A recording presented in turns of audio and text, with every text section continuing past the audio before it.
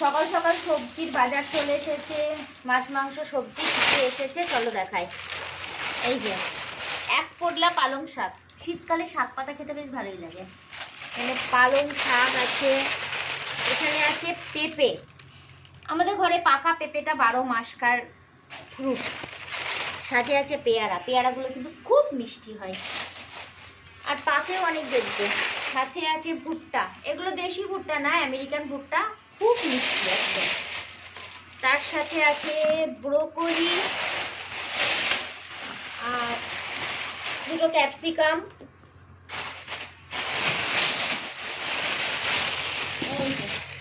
কিছু আলু। সবজি মোটামুটি একদমই ছিল না, তাই কিছুটা আনতে বলেছি, 3টে ক্যাপসিকাম। আরও আনা হবে পরে, বাদ বাকি আপাততকার জন্য এগুলো আনা। এর মধ্যে কি আছে দেখি। এখানে